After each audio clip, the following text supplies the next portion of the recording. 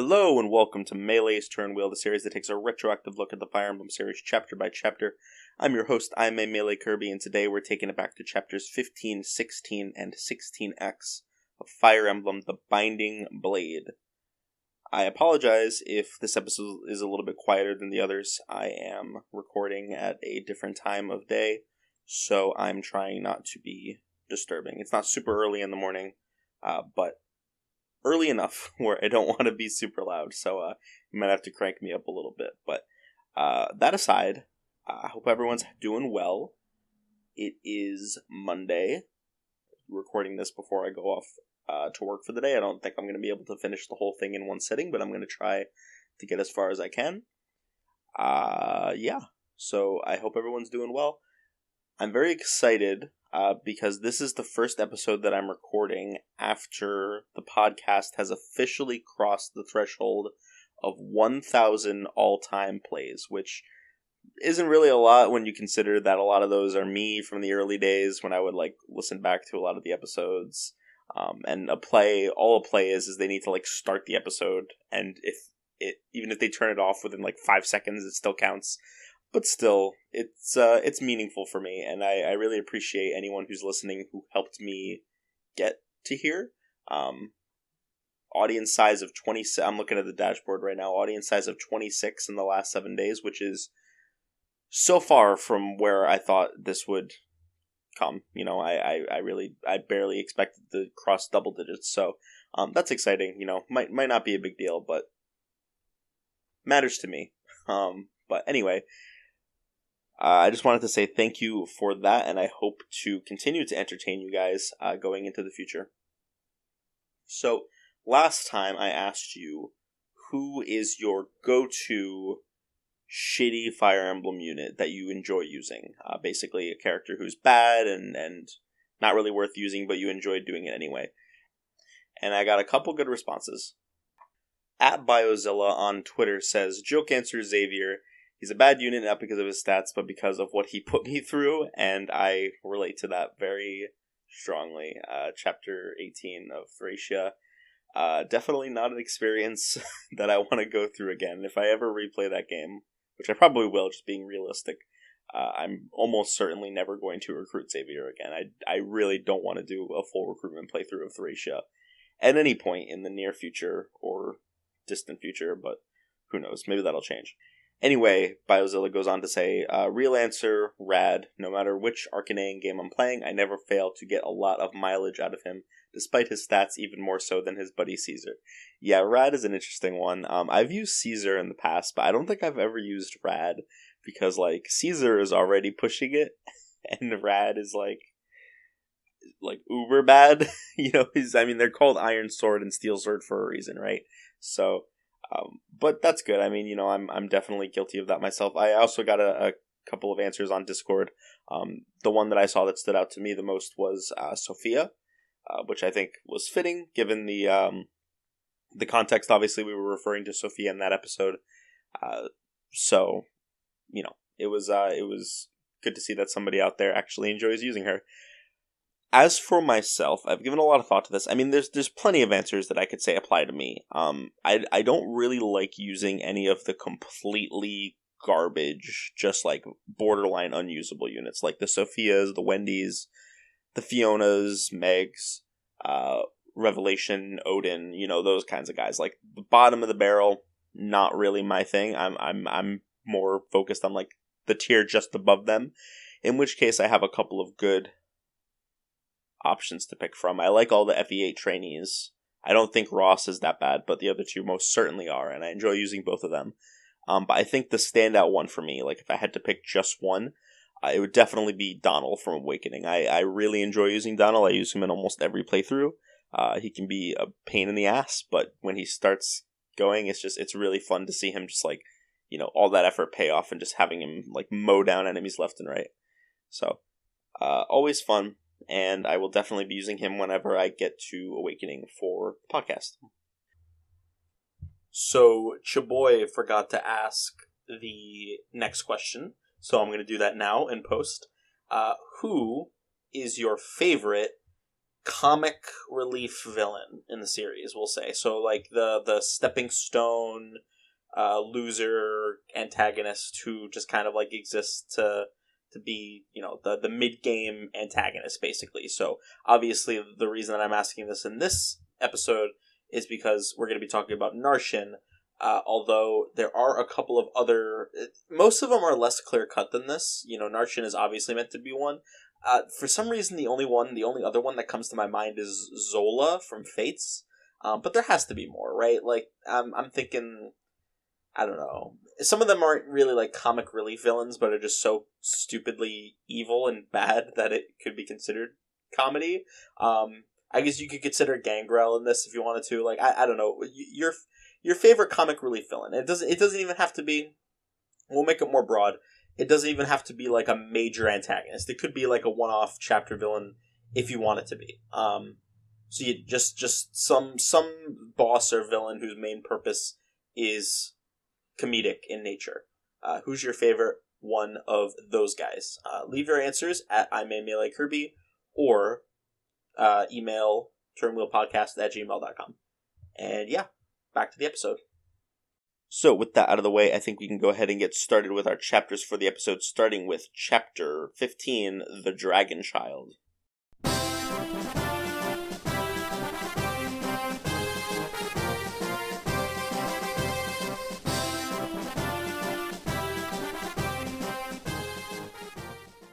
After making it through Arcadia, Roy and Co. are headed to Etruria to kind of try to stop this coup from going any further than it already has. They find out on the way there that Faye has left Arcadia and is following Roy. I guess like the village elder from Arcadia sent them a letter, basically, to catch up with them faster. And Roy decides to stop and look for her because... they could just keep going to Etruria, but if Bern finds Faye and realizes she's a dragon, that could be very bad for her. Now, of course, the enemy does actually end up finding Faye. They capture her and take her to their castle nearby. It takes them a little bit, but eventually they realize that she's a dragon. I think they find her dragon stone, and they realize what it is, so they're like, okay, she must be a dragon. Yeah, so they decide that they're going to call Bern and hand her over, or whatever, whatever they decide to do. We cut to Douglas and Percival, who, if you remember, are the other two generals. Is this our first time seeing Douglas? It might be. But he is the great general of Etruria. And he is a general, fittingly enough. He and Percival are having a conversation about the situation and, what's going on. Percival is having his doubts about what to do. And he's not really sure where to go or who to listen to. Douglas basically confides in him and says, listen, Etruria as it exists right now is doomed, so you should consider, fighting for a new Etruria, basically. And Percival lets that sit for a minute, and Douglas goes off. Does he... I can't remember if Percival... Yeah, no. Okay, so I was like, does he tell Percival that Mirrodin's alive? But no, he doesn't. So... Percival is just kind of like letting that sit with him, but he decides he's going to attempt to attack Roy anyway. And we'll talk about him in a minute because he is a recruitable character, as I mentioned back in Chapter 13. We then cut to Roy, who is talking to Igreen, who joined him last chapter. Basically, Igreen gives him a rundown on the lore of Dragonstones, which I think... Have we seen? No, this is our first time seeing a Dragonstone, yeah, and being introduced to the concept because... We started with 4. So basically, a dragonstone is a crystal in which a dragon seals their power. That's why so many of the dragons in the series take human forms most of the time, and it takes a lot of energy for them to be in dragon form. So whenever they don't need to be in dragon form, they seal their powers into dragonstones, and they keep the dragonstones on them in case they ever need to turn back into a dragon. That's basically how it works, and that's why, people are like, oh, dragons are, they all just look like humans. This is the reason why. And from there, the chapter begins. So, first off, we have a new character to talk about in Igreen. Igreen is a sniper, and she is pretty okay. I would say she's definitely not the worst bow user in this game, not by a long shot, but she's also not the best. I think she's like right in the middle. She has decent stats, decent growth rates. She's a good replacement in case you lost Klein. In fact, I don't know how her stats compare to Klein's even, but I don't think they're much higher, and we've had Klein for a lot longer. So, yeah, I would say she's worth using if you enjoy using snipers and you don't want to use any of the other ones. I've never used her. She just feels like such a boring filler unit, but some people might enjoy using her. She's not bad by any stretch of the imagination. And as far as, bow users without a horse go, like you can make an argument that Klein is like the only good one, and even then it's like he gets hard mode bonuses. That's a big part of it. Like on normal mode, on hard mode, Green does not get hard mode bonuses, so she's like significantly worse than Klein, I would say. On normal mode, they're like even, I think, like give or take. So might be worth using if you enjoy using snipers, but other than that, she's whatever. I bench her pretty much immediately in every playthrough. So the goal of this chapter is to go around in a big circle, and there's a castle right in the middle, surrounded by some mountains that you can, I guess if you wanted to, you could use some flyers to kind of go over and then take care of the enemies over there to make things a little bit easier. There are some archers, but and we don't have the Feely shield yet, so you have to be careful with that. I think there's too many for you to take out in one turn, even if you are using like most of the flyers. So it might not be a viable strategy, but you got to be a little careful. There's also some wyverns of their own that you got to be careful of. But for the most part, it's just walking in a big circle. There's some villages to visit along the way, and a couple of recruitable characters. But for the most part, that's really all there is. There's some reinforcements that start coming after a certain number of turns. I think they're turn-based and not zone-based. I could be wrong about that. But all you have to do is just cover up the forts, and it shouldn't be a problem. There's a couple of promoted enemies. This chapter, I would actually say this chapter is easier than, like, most of the chapters leading up to it. Like, I think 13, 14, and 14X are all harder than this chapter, despite there being, like, a comparable number of promoted enemies. Although, a big part of that is that I stopped a lot of the reinforcements from spawning, so that might have something to do with it. Pretty basic. Nothing really to write home about. It is the chapter of all time. Now, let's talk about a couple of these recruitable characters. So we have Percival, first off. He's going to start following you at the beginning of the chapter, and he'll catch up to you in just a couple of turns. What you need to do is you need to talk to him, just like in Chapter 13, with either Lalum or Elfin, depending on which route you took. And if you do that, whoever it is, obviously, Elfin is Prince Mirden. Did I mention that? Oh shit, did I forget to talk about that? I think it came up in one of the past episodes. Either way, in case I didn't mention it, Elfin is the Prince of Etruria who was thought to be dead. He survived thanks to, I think Douglas stepped in to, like, keep him alive, basically. And Lalum is actually Douglas's daughter. So, she was in on it as well. I guess he had her go with Elfin to keep him safe, or Mirden, whatever you want to call him. So obviously, if Elfin talks to him, he's like, I'm Prince Mirden. If Lalum talks to him, she says, Prince Mirden is alive, I know where he is, etc., etc. And he just, like, immediately just switches sides. He's like, alright, well, if you have Prince Mirden, then I guess I'm on your side. It's pretty cool. Percival's a cool guy, and I think that the conversation with Douglas at the beginning of the chapter really, like, prepared him for something like this. He sees an opportunity to take the side of Etruria's future rather than protecting the Etruria that exists right now, which I think he decides to capitalize on. Percival is a very interesting unit to talk about in terms of gameplay. First of all, just in normal mode, like his normal mode bases are pretty high. He has very good combat for the point in the game that he joins. He has really good weapon ranks. He can use really high levels of swords, lances, and axes. So overall, he's just like a really solid combat unit all around. Mobility is great. He's a paladin. He has 8 move.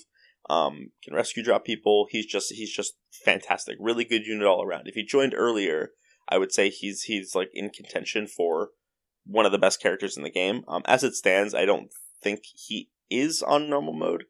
Just because, like, a trained Alan or Lance will probably be better than him. Which doesn't mean, like, he's bad or anything, or he's not, like, a really good unit. It just means, like, his competition is stiffer, basically.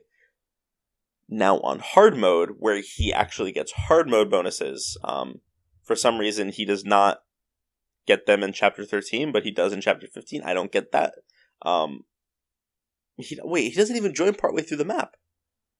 Does he join, like, on turn 1? Maybe that's what it is. Maybe, like, right at the start. I don't know. He's not there, like, I don't think he's there in the prep screen. That's probably what it is. It's probably if they join after the prep screen. I think that's what it is. With his hard mode bonuses, he skyrockets to being an easy number 3 character in the game. The only ones I would say are definitively above him are Rutger and Milady. Rutger, obviously, for being the best boss killer and helping you out at a point in the game that is much harder than some of the middle and late game sections, and Milady for being having flight, having a little bit of extra availability, especially in Arcadia and 14X, where it really matters that she can fly and be available. So Percival is definitely a little bit below those two, in my opinion, but he's a very, very, very respectable number 3. I guess you could argue maybe Marcus, because Marcus helps out so much in the early game, but that's a little bit less definitive, if you ask me. Really good addition to have on your team, even if you don't plan on using him long term.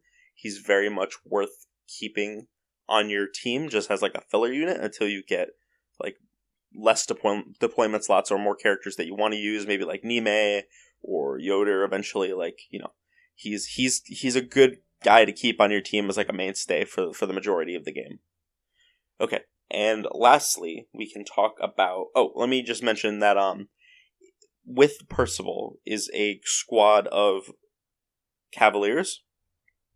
When you recruit Percival, they turn into green units, and if you keep them all alive, you get a Nightcrest. It's very easy to keep them alive. The only real threat to their survival, at least on normal mode, the only real threat to their survival is a Wyvern that you can take out very easily with one of your own flyers, and their escape point is not near any of the... Like, you can take out all the enemies near their escape point before they get there, so it's really not that big of a deal. There might have been a Nightcrest that you can get in Chapter 13 as well, I'm actually not sure. But either way, Nightcrest is very welcome. There are so many characters to promote with a Nightcrest, although at this point, if you're actually using any of them, you probably have already promoted them all. Like, if you're still lugging around Alan or Lance unpromoted from the beginning of the game, then this will be great for you, but otherwise, it's probably... You're probably not going to get much mileage out of it. You can sell it. It's up to you. It is a free pair of boots, I think. I think it's 5,000 gold to sell. And then lastly, along the way to the castle, you're going to encounter Garrett. Garrett is a berserker who is like leading a group of bandits. You can tell he's not a completely evil guy because he tells his bandit companions to like not kill anybody unless they absolutely have to. And the bandit's like, yeah, you're too soft, boss, or something like that, generic bandit dialogue. But you recruit Garrett by talking to him with Lilina, and she basically appeals to like his good side of like, you're better than this. It's actually like a pretty good character moment for Lilina, I'll say, because he basically says like, get out of my way or I'll cut you down. And she stands her ground. She's like, fine, if you want to, like, I don't think you'll hurt me. And I'm going to prove to you that like, I'm not just some noble who's going to, let people do all my dirty work for me. Like, I'm gonna be in it here with you. And he respects that. So he decides to join her and help her out. Pretty basic. I'm hoping that he gets expanded a little bit more in his supports, because this is a pretty flimsy justification for joining. I know I already read his Lilina support, and that was pretty alright. So we'll see where that goes from here. In terms of gameplay, he is pretty mediocre. I would say he's definitely not that bad. I mean, being a berserker is pretty cool. Gets that crit bonus. And axes are pretty strong. He's not the most accurate or fast guy in the world, but he is decently tanky. So he's he's solid. I can't complain. There are definitely worse characters for you to use. He is pretty like... I would say he's probably one of the most forgettable characters in the game. I think a lot of people just kind of gloss over him because he just joins in the middle of the game with very flimsy justification and basically no elaboration. And he's not really memorable in gameplay. So, most people are just kind of going to write him off and be like, whatever, this guy sucks, which I don't think is unfair, but it's certainly, I think, a bit limiting. He can be all right. So the only other thing I want to mention about this chapter is that I boss abused the shit out of Shin in this chapter, and I think it paid off because basically, spoiler alert, I did get Ilya first, but after putting in a few more levels into Shanna. So if I redo chapter 16, X, and don't use Shanna at all, I think I should be able to get Sakai, hopefully. But I grinded Shin here for a long time. I got him up to level 15 promoted, and he's like really good. He has really, really high stats. I mean, I guess anybody would have really high stats at that level, but he's still, he's cooking. He's really, really strong. We kill the boss, we capture the throne, and Faye joins us. I didn't even make any notes here. I think Roy does not, like, Merlinus goes to scold Faye. Roy kind of, gets in the back off a little bit, and he's still, he teaches her a lesson. He's like, you could have gotten seriously hurt. You could have really endangered a lot of people. Did you learn your lesson? And she says yes, and he says, okay, well, it probably makes more sense for you to come with us now, because, going back to Arcadia by yourself would just be a terrible idea. So she joins up with Roy, and from here on, she is a playable character. We'll talk about her. I actually didn't make a note to talk about her in the next chapter, but let me do that right here. Okay, now hopefully I will not forget. Alright, so chapter 15 is done. Let's go ahead and move on to chapter 16, which is called Storming the Capital. We find out that, I think this place's name is Aquelia, or Akelia. This is the largest city on the continent. It is huge, and it makes sense because Etruria is kind of like the largest country, filled with like the richest, most extravagant people, and so it only makes sense that their city would be the largest. When Roy invades, he's given some support by the church. The church has kind of popped up a couple times here and there. Saul is a member of the church, and I guess Dorothy's like his bodyguard or whatever. I think Yoder's cropped up a couple of times, but Yoder is Roy's biggest advocate in the church, basically. And so when he invades, he's given the support of the church, and by extension, the people of Etruria, because the people in Etruria, are very partial to the church and follow a lot of what they have to say. So that helps out Roy considerably when he invades. We cut to an enemy POV where we find Narshin, and Narshin basically gets talked to by his superior, Murdoch, and Murdoch demotes him and says, "You're not a Wyvern General anymore. We're giving it to Gale. You failed. You fucked up too many times. You had so many opportunities to stop the Lycia army, but you just didn't. You kept pawning this off on your subordinates, and now you either stop them here or you die." And Narshin, basically says, "Oh, fuck this," and is in the pits of his despair. But he comes up with an idea. He decides that Milady's younger brother Zeiss is here and working under him. He decides that he is going to pin everything on him. He's going to say like, "Oh, Zeiss was leaking information to the Lycia army. He's a traitor. He is, he's working with his sister. I am going to pin everything on him so that people don't blame me for the failures," is basically what his plan is. We see a scene between Douglas, who we met last chapter, and the Etrurian nobles, Roritz and Akkard. They basically say, "Okay, we're going to go to Bern. We're going to try to get them to help us because otherwise we're going to die. Douglas, you should come with us." And Douglas basically tells them to fuck off, and they're like, "Oh, whatever, suit yourself," and they leave. Douglas, on the other hand, decides that he's going to just stay and defend the capital to the end, and we're going to talk about that and what a horrible decision that is in just a little bit. But for now, that's all we really know about him. We cut to Roy, and Roy's talking to Yoder, basically thanking him for all the support that he's gotten from the church. Yoder tells him not to worry about it and says that the church is investigating the origins of Bern's dragons, which is kind of like where some of the animosity is coming from, because obviously Bern doesn't want their dragons to be looked into. So, you know, they're trying to basically figure out what's going on there. And that is where the chapter begins. So before anything else, let me talk about Fae. If you've used Myrrh in Sacred Stones, Fae actually works pretty similarly. She is pretty weak at base level. You know, she's not bad. She gets her big Dragonstone bonuses. They're more defensive than offensive, I would say. But they're still decent bonuses. She can fight on par with some of your other units. Her main gimmick is that she has really high growth rates. She becomes very strong very quickly, and she has very high EXP gain because she's technically a level 1 unpromoted unit, I think is how the game calculates her EXP. She can only cap out at level 20, but by then she'll have really high stats. The main thing that you're going to run into as an obstacle in training her is that her Dragonstone only has a certain number of uses. I think it's only like 50 or something like that. And it cannot be repaired with the hammer and staff, which I did actually forget to mention. In a village last chapter, we got the hammer and staff, which is not locked to anybody in this game, as it is in some games. Anybody with a staff rank can use it. It's just a matter of what you want to repair. It has 3 uses, so you can use it on some of the legendary weapons to make sure that you can use them without breaking them. Maybe a couple of like killer weapons or whatever, whatever you want.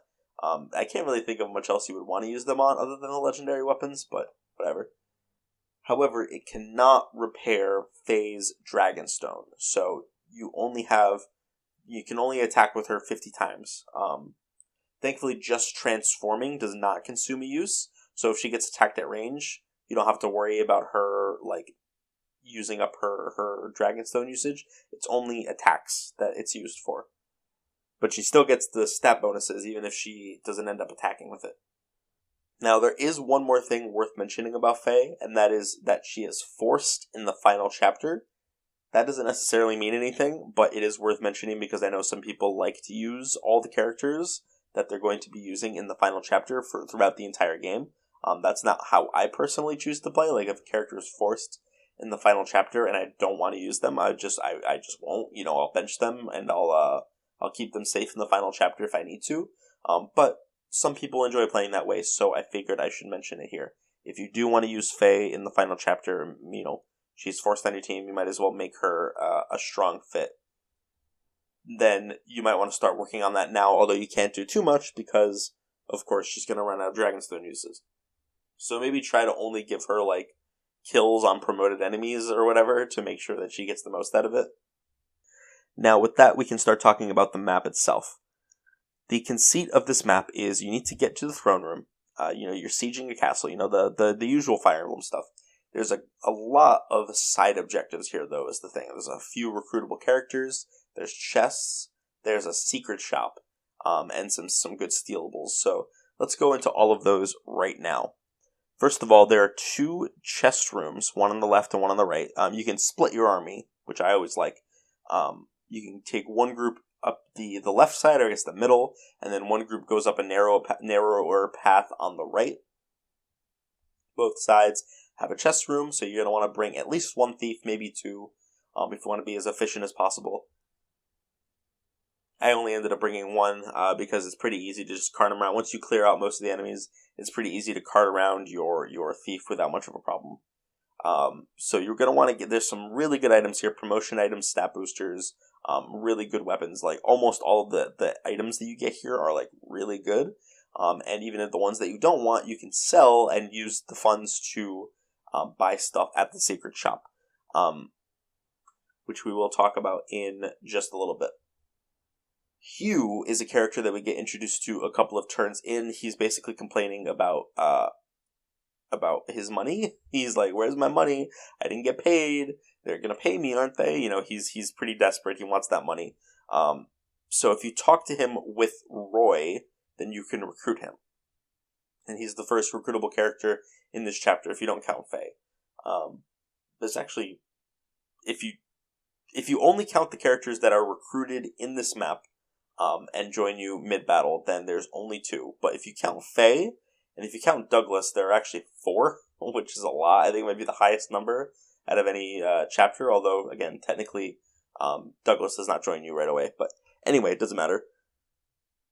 Hugh has a very interesting, unique gimmick, where basically he starts off with certain base stats, and he approaches Roy, and he says, hire me to work for you, and he names his starting price, and I think 10,000 gold, which is really high.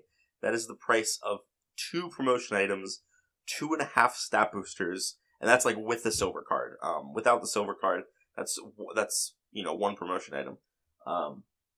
And obviously you can't use the silver card. It would be really funny and interesting, actually, if you talk to him with Roy, if his prices were halved. But unfortunately, that is not how it works. So he asks Roy for 10,000 gold, and you have the option to either pay him or not pay him. It's standard stuff. We've seen this before. We saw it with Beowulf. We'll see it later again with characters like Farina and Renak. But what makes Hugh a little bit different is that if you reject him the first time, he will lower his price. And he's actually willing to lower his price, I believe, 3 times. He goes from, if I'm not mistaken, I don't have the page pulled up in front of me, but I believe he goes from 10,000 to 8,000, and then down to 5,000, and then 4,000. And if you still say no after 4,000, he decides to just say fuck it and fight you. Now, for every time he lowers his price, his base stats go down. I believe it's 1 per time he lowers his price. So by the end, if you still said no to him this whole time, he'll have -3 in his base stats and everything. And he's already, he's not a great unit to start off with. He's not bad, but he's not great either. So having those extra stats are definitely kind of needed to make him usable. Otherwise, you're really going to be fighting an uphill battle. I really like this. I think it's a super interesting gimmick, and I think I made a joke about how he encapsulates the Gen Z mindset of, pay me minimum wage, I'll put in minimum effort, which we stand. I love that for him. Yeah, he is just very fun. The recruitment conversation is also very funny. He's like, I need, what does he say? She has headache. I need money for my sick grandma. She has headaches on her back or something like that. And he's, Roy's like, oh, she's sick. And Hugh says, yeah, I would say that sick is a good word to describe her, which I think is very funny. Yeah, I just like Hugh. I think he's funny. I think he's got a really interesting recruitment. And in terms of gameplay, he's honestly not that bad. I think mages get a bad rap in this game, mostly well-deserved, because Lilina, and, who's the other one? Cecilia is not that good. Most of the magic units in this game are just not that good. I stand by Lou being pretty good. He on hard mode, I get that he kind of sucks a little bit. But magic is accurate, it's light, it hits on resistance, so you usually do more damage. It's really worth investing in him, for at least for normal mode. I think he's honestly got some really good potential on normal mode. Not obviously characters like Ruck are always going to be better, and characters like Alan and Lance, but I do think that Lou is a pretty good unit, all things considered, especially if you're just trying to play casually.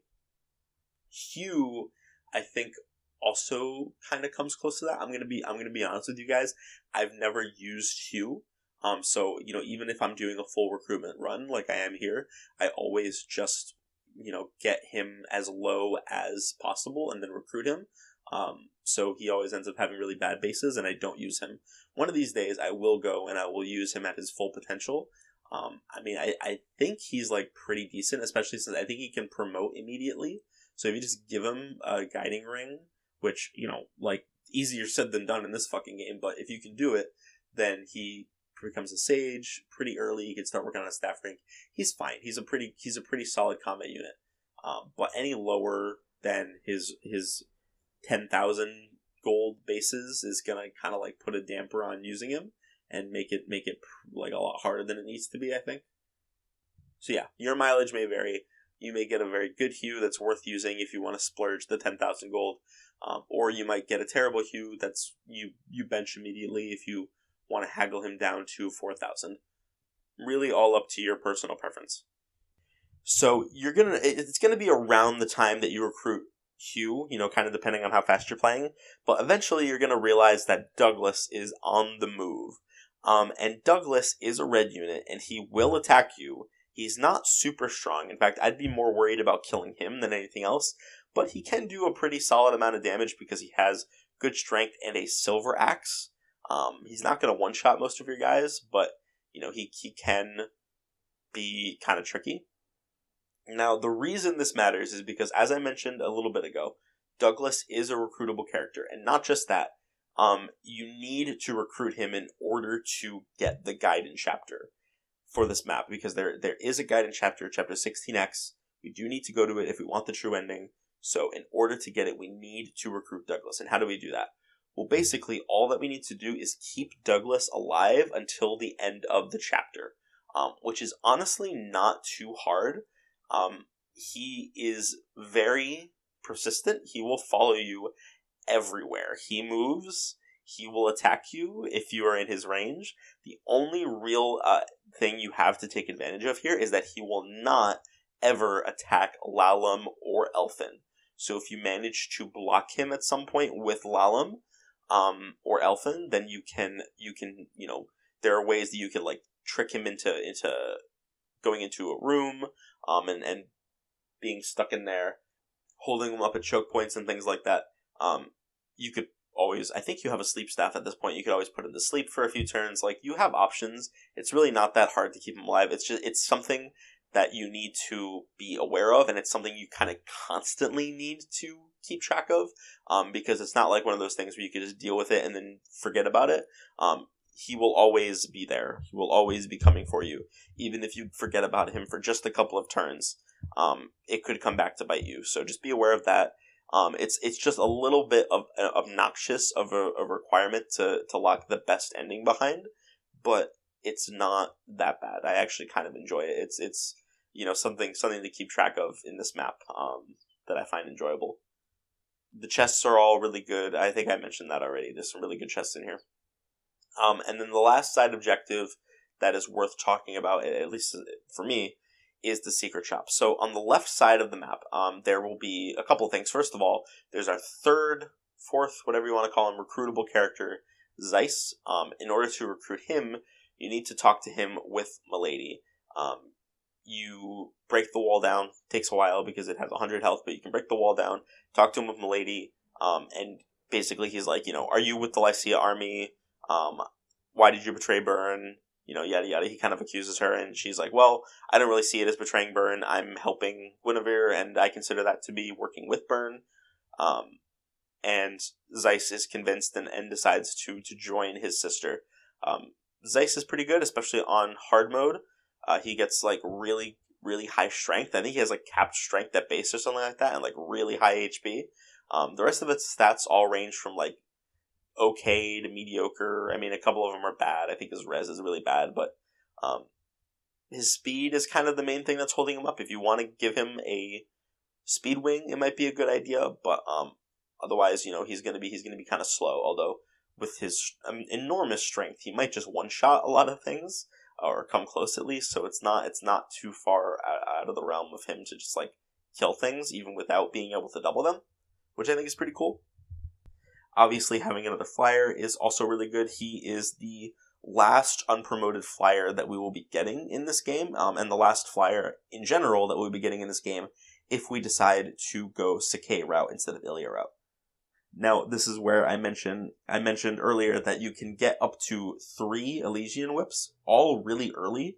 So if you decide to not use one of Shanna, Tate, or Milady, you will have a spare one here, hopefully. I mean, I didn't because I didn't keep Tate's Pegasus Knight safe, so maybe you won't either.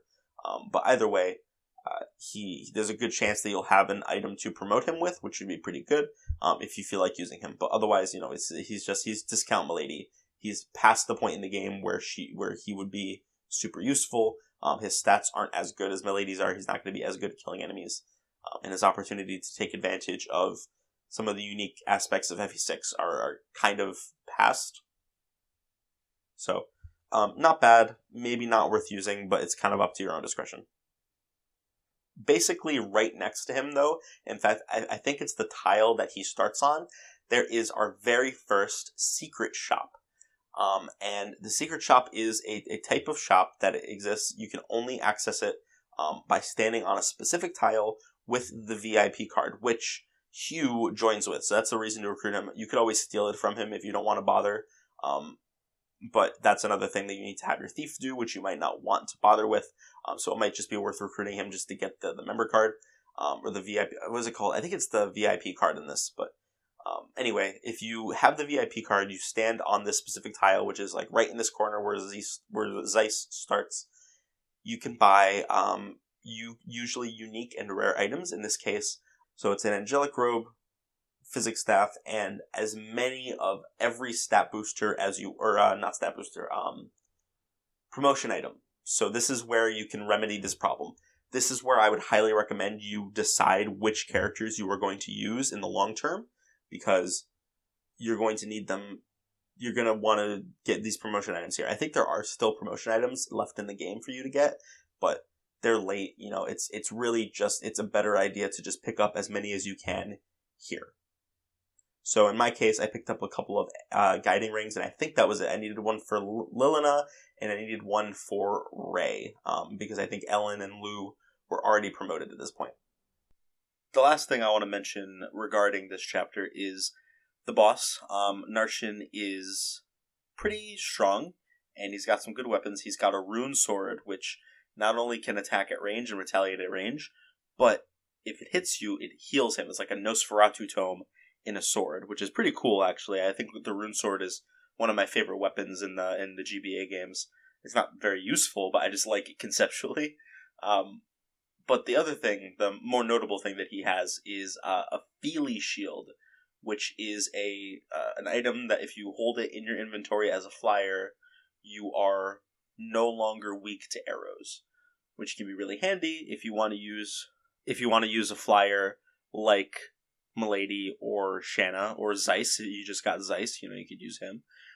It'll be particularly useful if you're planning on going to the Sakai route, because there are a lot of bow users in the Sakai route, and it's worth, if you want to bring a flyer, because chances are you have a flyer that's pretty strong in one of your better combat units. It's good to be able to not have to worry about those arrows quite as much.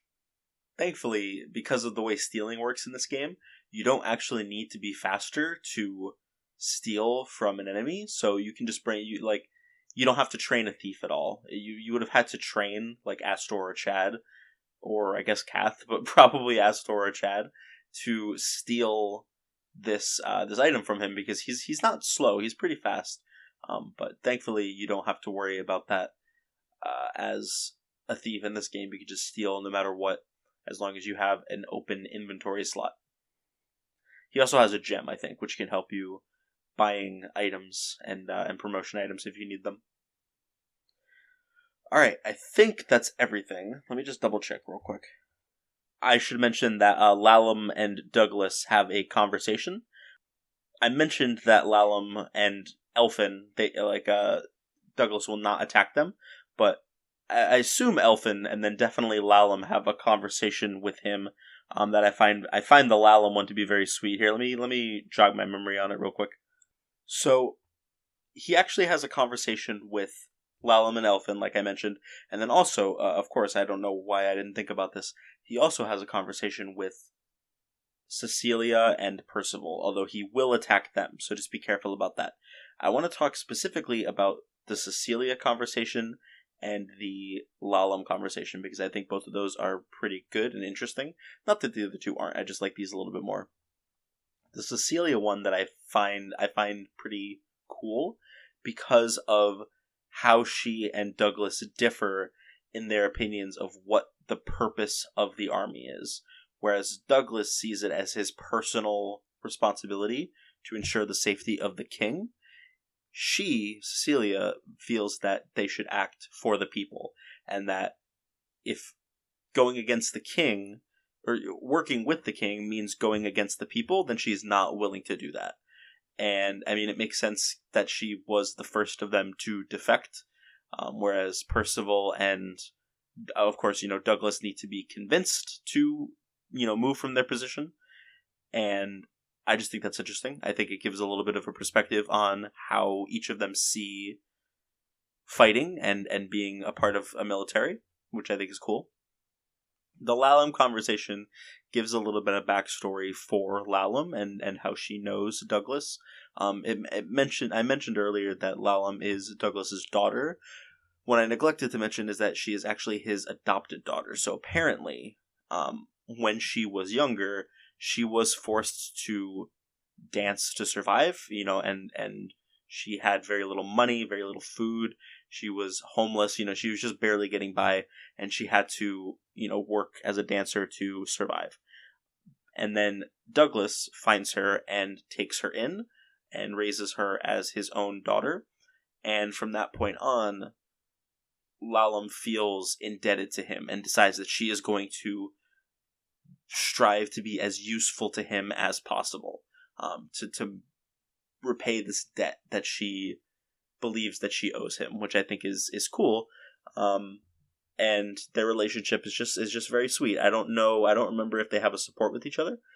We'll have to see when we get to them in the SSS episode, whenever we get to that. But yeah, they have a cool conversation here. I like it. Okay, with that out of the way, I believe that's everything. You kill Narshin, you capture the castle, and the chapter is over. Now, if Douglas survives, he is, grateful to you. The king is safe. Everyone's good. And the king actually asks Roy to go to the Saints Tower, which I believe is actually the name of the next chapter. I think Saints Tower. That's where the next legendary weapon is located. And the king wants you to get it so that you can use it against Bern, something like that. Upon seeing the king, I guess, the king presents himself as being very dejected and weak-willed because of what happens to his son.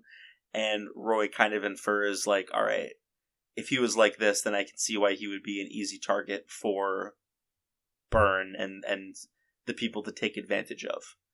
And then Elfin sees his father in this state and is like, oh, father, I'll come see you again one day, or something like that. He's not ready to confront his father yet and tell him that he is alive.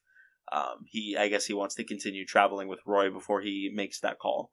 And that's when we move into chapter 16X, which is actually called The Glorious Ascent, which is a cool name, and I like it.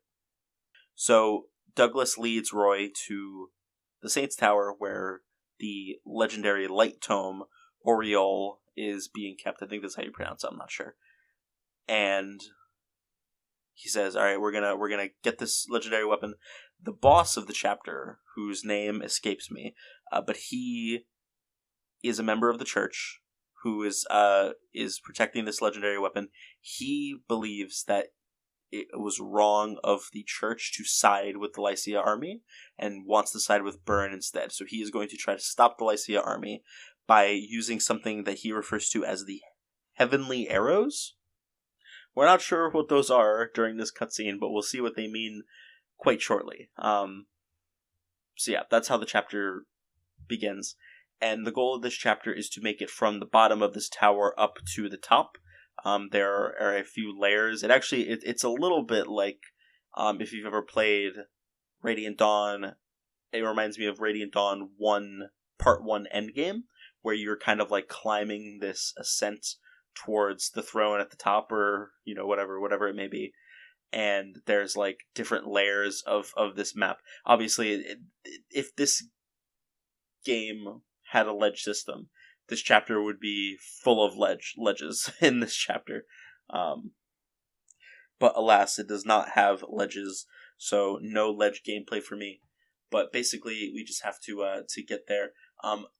I don't mind this chapter very much. I think it's actually kind of good. It's the first Gaiden chapter that I'm like, this is alright. All the other ones I've hated. I think they're miserable. I don't find them fun to play at all. This one I think is okay. I do think that there could have been more ways to get to the top faster. Because as it stands, you have to do a lot of running around, and it takes a little while. It's a little bit slow, tedious. It's also not very hard. Like, most of the enemies here are pretty weak. Or at least now that most of your army is promoted, you're starting to catch up with the enemies. The only guy here that's like really a threat is, there's some purge, but there's some siege tomes. Basically, there's a bolting tome. There's some siege tomes. Some purge bishops in the corners. You gotta get rid of those guys. But other than that, most of the enemies are quite easy. I think there might be a few like killer weapons in this map, but it's not a lot. Now, along the way up this tower, there are going to be heavenly arrows shooting down at you. What those are they are just basically laser beams, if you want to call them that just fire down a vertical column of the map and do exactly 10 damage to every enemy or every player character and enemy. Actually, it also damages the enemies that is in their range. It's very similar to the lava tiles in 8X, except instead of only affecting one tile, it affects an entire column. And those are a little bit obnoxious. You kind of have to heal off that damage, but they're not too bad. I didn't even get hit by them very often. I don't know, like the lava tiles, the thing about them is you can see where all of them are. If you pay close attention, you can see like which tiles are different. But for the heavenly arrows, I don't think there's any way of knowing where they're going to spawn. It might have a specific pattern that you can memorize, or it might just be random. I really don't know. But I think that's part of the reason why a lot of people don't like this map, which is fair. It's like not a great map or anything. I have a lot of problems with it, but it's mostly just kind of whatever. I don't really have a strong opinion on it. The only worthwhile thing really to talk about in this chapter is the recruitable character we get, who is Douglas. Douglas is a general, and as far as armor knights go, he is definitely the best one in the game, I would say, which doesn't mean much, unless you really want to use an armor knight, in which case you should definitely use Douglas. He's honestly pretty alright. He has good weapon ranks, he has decent stats. He's never really going to double. He's going to get doubled pretty frequently, actually, but his defense and HP are so high that, it's like I mentioned back in episode 1, I think, of this game, that Boars had this problem, right? Where on paper, he was very bulky, but because he was so slow, he ended up taking a lot of damage because he was just getting doubled, so he wasn't actually very bulky. Now, the thing about Douglas is that he is so, he is the platonic ideal of what that should actually look like, right? Like, he is bulky enough to take being doubled consistently and still be fine for the most part, as long as you're not getting hit by, like, magic or silver weapons. Basically, you're probably going to be fine. So, it's actually he's not even that bad. Might be worth using if you feel like, deploying a filler unit for what the thing is, you have filler units who are just way, way better than him. Like, obviously, you got, like, we recruited some good pre-promotes around this section of the game, but if you want, like, a temporary filler unit, you still have Echidna, who's probably still pretty good at this point in the game. You have Cecilia, who has good staff utility. We're going to get, I wouldn't say Juno is a very good filler unit, but if you go Sakei route, Diane is.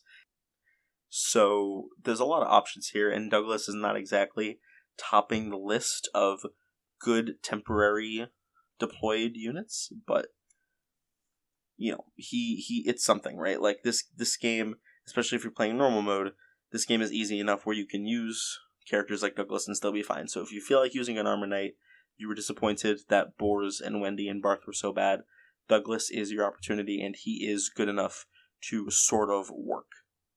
That's really all I had to say about this chapter. It's pretty straightforward. I'm not going to spend a lot of time on it. You just you make it up to the top of the tower, you kill the boss, and you capture the throne. Now from here, Roy decides that it is time to launch a counterattack against Bern. They have been on the defensive the entire game. They've been stopping the invasions. They've been fighting Laos. They stopped the Ostian rebellion.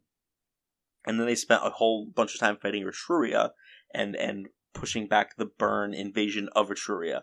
So this entire time they've been pushing Bern back out of their territories.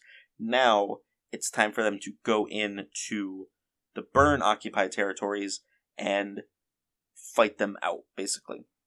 And depending on your experience, I think I've already explained this, but just in case anyone doesn't know, if the combined experience of Tate and Shanna is higher than the combined experience of Shin and Sue, you will go to Ilia, which is where Bern is situated in the north.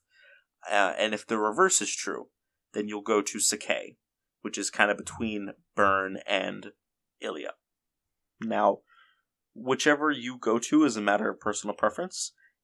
Most people go to Ilia because Shanna is a pretty good unit and most people enjoy using her. Shin and Sue are also pretty good units, but I would say more people bench them than Shanna. So going to Sakai is certainly not out of the question, but I would say the majority of people probably go to Ilia. And the majority of people, from what I understand, prefer Ilia. Some of the map objectives in Sakai are quite obnoxious, and it's just not a whole lot of fun to deal with. So if you had to pick one, if you're not sure which one to go for, I would recommend training Shanna and going to Ilia. Now, I ended up getting Ilia. I was kind of just going to do whatever I got naturally, and then go back and try to finesse it so that I could get the other one, which I think should be easy enough to do. Not 100% sure, but I think it'll be good. So I'm going to Ilia first. But I'm getting ahead of myself.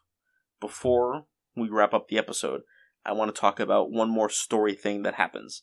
Basically, Guinevere decides that she is going to entrust Roy with watching over the Fire Emblem. This entire time she's held it on her. She's been keeping it safe because it's a Bern treasure, and she decides here in this moment that she wants to give it to Roy. And she explains that one of the legendary weapons in Bern, called the Sword of Seals, is activated and released from its seal by using the Fire Emblem. So there's a little bit of extra lore for us there. And I just wanted to bring that up because it's going to be relevant later on. I mean, the Sword of Seals, it's what the game is named after, so it's probably going to be important if you haven't gathered. But I just wanted to bring that to your guys' attention now. And, it's a pretty important moment for both Roy and Guinevere, this treasure that by all rights is Bern's.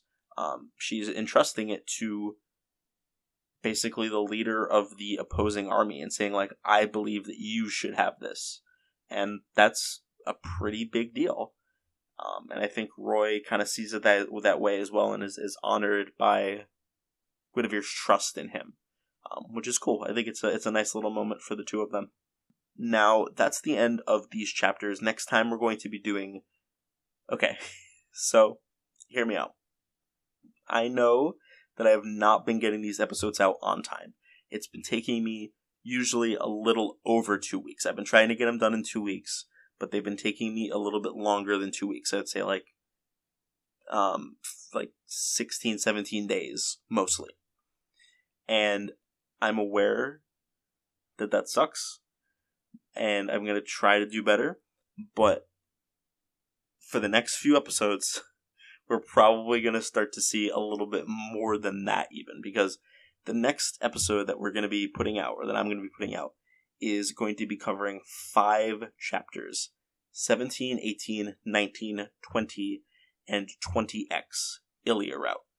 All of Ilia route in one episode, and then the episode after that is going to be all of Sakai route, all 5 chapters there too.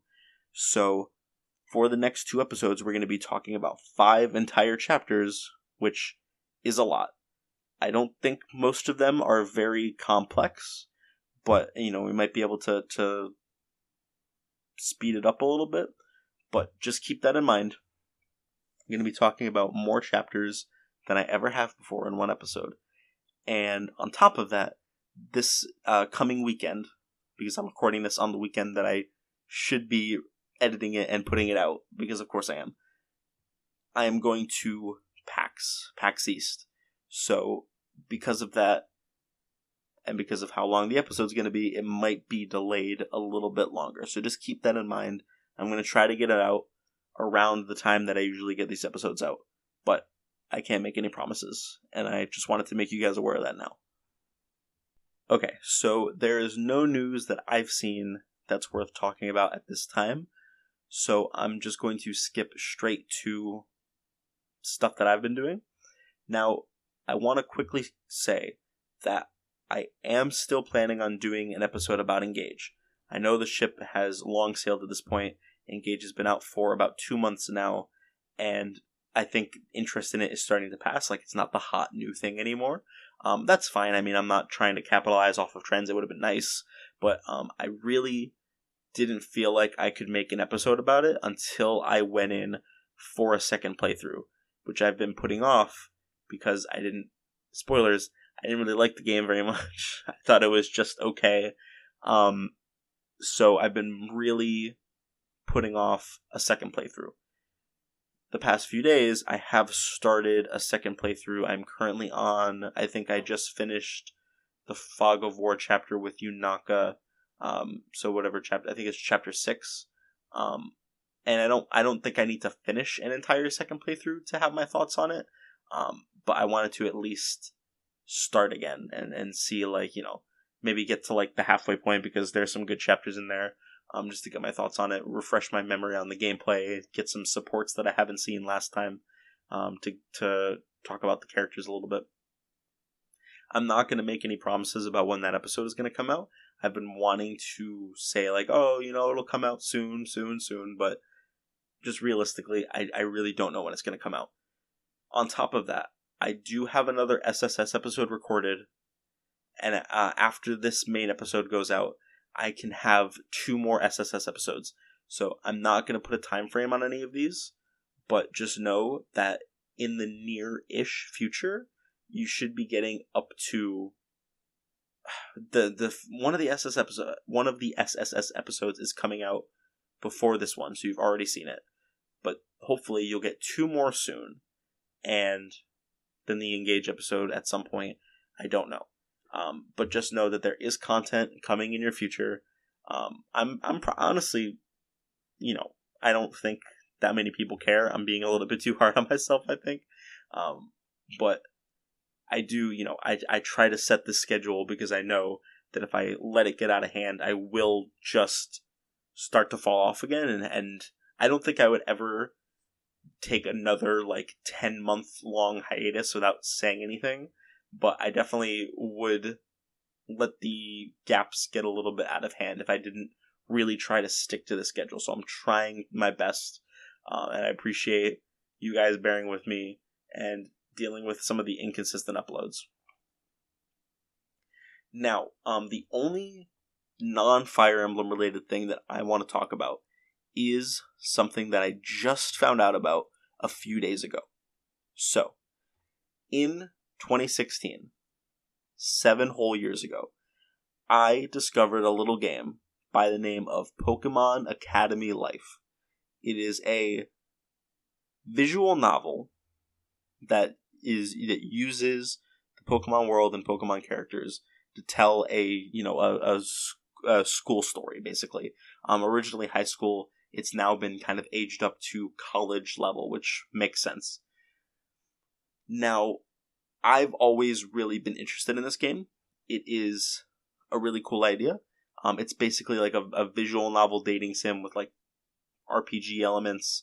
Obviously, there's going to be battling in there and stuff like that, right? So the idea is you play as Red, and you are at this school. The main plot seems to be you are the type of trainer who just kind of loves their Pokemon unconditionally and doesn't really try too hard to make them battle juggernauts, and you're trying to prove that method of training can still bear fruit compared to all of these super trainers that like pump their Pokemon full of vitamins and, all that crazy stuff.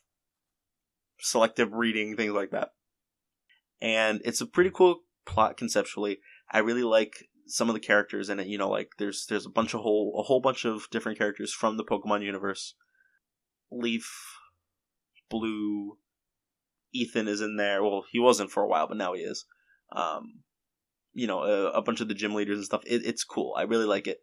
Now, the problem was, for a very long time, this game was just not getting any updates.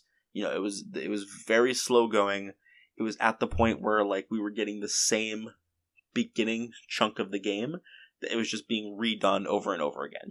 Different things were changed or added, polished out a little bit, which made sense, right? But the problem is it took like 6 years to get to that point. Now, I want to say summer of 2022, give or take, the game was just canceled. The guys who were behind it, the development team, went on Twitter and were like, listen, we cannot keep people's hopes up for this game. It's just not going to happen. We aren't able to fulfill what we set out to do with this game. We're dropping development. It's not going to get finished. We're very sorry. And that was a huge disappointment. Not unexpected, because when a game is in development hell for that long with so little to show for it, it's like, okay, you kind of see it coming, right? And that's not a knock on the development team at all. Designing games has to be unbelievably hard, and they're working for free, obviously, because they can't make money off of this, so it wasn't, and the level of ambition that they were going for was just not sustainable. So I completely understand why they ended up dropping it, but it was a huge disappointment nonetheless. Now, just over this past weekend, a new guy picked up, because when they dropped it, when the old development team dropped it, they said, we have all the assets. If anyone wants to continue work on this game, you are more than welcome to. And they handed over they made all the assets public and said, go nuts. So one person, I don't know their gender, but one person decided to pick the game back up and is going to try their hand at finishing or at least making more progress in this game. And that's very exciting. I am super, super looking forward to seeing where this game goes. Honestly, even if it doesn't get finished, I would just love to see past the first week. Because we've just been getting the same first week over and over again. I want to see new stuff. So even if we can only get to like a month or two of in-game time, that would be enough for me. I'm satisfied, and I think the concept is good enough to justify that. But, hopefully, fingers crossed, knock on wood, whatever, it gets finished. That would be fantastic, and if that day ever comes, I will be very happy. I'm actually, now that I'm thinking about it, I'm probably going to retweet the post, because I want to share this. I want visibility on this thing. I know I don't, a lot of people don't really read my tweets, but that's fine. Even if you get just one more person interested in this game.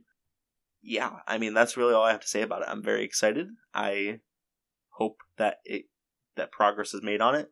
It is not, no matter what changes there may be, it's going to be very slow going, I'm sure. So I'm not getting my hopes up about there being updates like every week or whatever.